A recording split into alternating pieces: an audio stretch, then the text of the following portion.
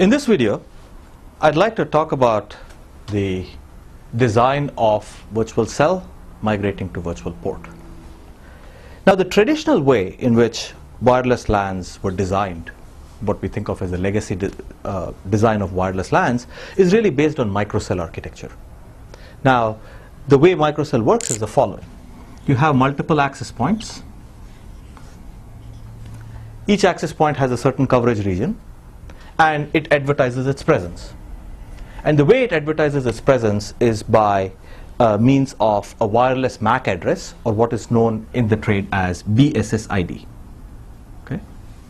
This is just an index. It looks like a MAC address. And what it does is it advertises the presence of this access point.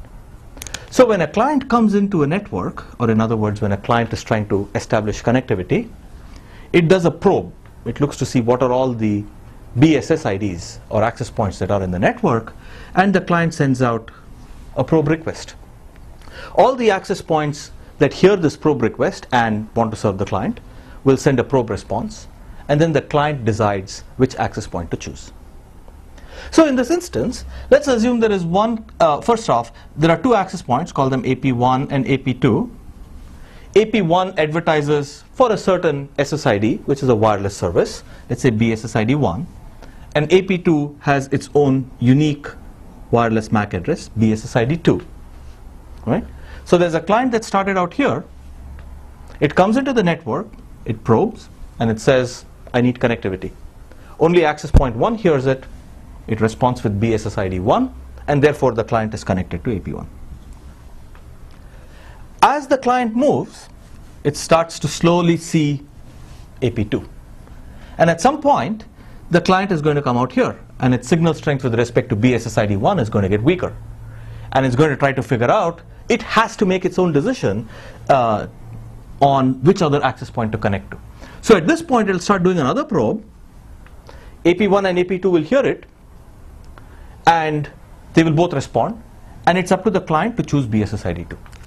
So notice a couple of things that are implicit in what I just said. First off, access points only advertise their presence and their willingness to take in clients. It's the client's decision. And secondly, as the client moves, when it decides to hand off, it's the client's choice.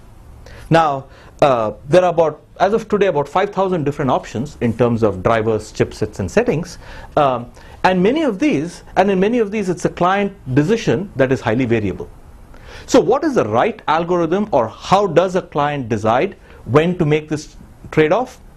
Nobody knows, because it's a function of the client. And the key point is, you don't want a client-initiated network, because one client can start affecting the behavior of another. So the question here is, how do you take decision away from the client? Well, there is one way of doing it. Let's take both these cells, and let's make them advertise the same BSSID, or wireless MAC address. Now, whether the client is here, or here, or here, when it seeks the presence of access points, what does it hear? It hears only BSSID1. Whether there's a single AP responding to it, or multiple APs responding to it, they all respond with the same wireless MAC address, the same BSSID. Now notice, you took the decision making transparently away from the client. As the client moves, it is up to the infrastructure to figure out when access point 2 is better served to serve the client than access point 1, and transparently change this association, or transparently change this assignment. From a client perspective, there is no handoff. So how does this happen? Access points are connected through a back-end fabric to a controller.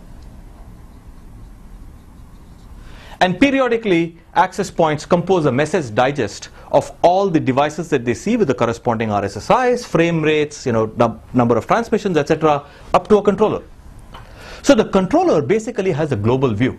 So what it has in terms of its topology view is the following. It sees a bunch of access points. It sees a bunch of stations. Right? And let's think of this as a graph where you have any link essentially identifying connectivity, right? So you have, these are the access points, this is a set of APs, and this is the set of stations. And a link here means an AP can see a station. And the weight of that link essentially tells you the signal strength or the signal quality of that. It's not an association, but it is how the access point and the station see each other. It is the link quality. Now, based on this graph, the controller can decide globally which is the optimal assignment to make. So in fact, what the controller does is it says this station is assigned to this AP, this station to this AP, this station to this AP, etc. Right? Notice that if this link becomes weaker and this link becomes stronger, which is equivalent to a station moving from here to here, the controller can transparently change this assignment. From a client perspective, the BSSID never changed, but in the infrastructure, these routing tables here of this mapping get moved from here to here, and correspondingly access points know when to acknowledge and forward traffic. So this is the basic idea of what we call virtual cell.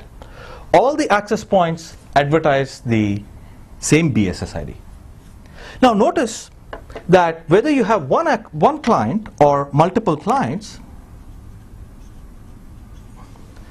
they all connect to the same BSSID, right? So the good news here is that as any one of these clients moves, or all of these clients move, they're transparently handed off. But the bad news, or the limitation of the system, is that you can still only control an aggregate of clients, because the contention parameters that are advertised over the air are really per BSSID, per the 802.11 standard. Therefore, when the access point essentially tries to control channel access using 802.11 parameters that we will be talking about in a companion video, you will notice that it can advertise values for downlink, or which it uses, and advertise values for uplink. Since all of these devices are connected to the same BSSID, they all see identical values. How do you differentiate between this client and this client? Well, one way of doing that is by giving them different BSSIDs. So notice that rather than making these BSSIDs a function of the access point or unique to an access point, when a client comes in, let's make sure that we assign a unique BSSID per client. And let's make sure that as that client moves, the BSSID basically moves along with it. So one way of thinking about it is, rather than virtualizing a cell, you really personalize an access point.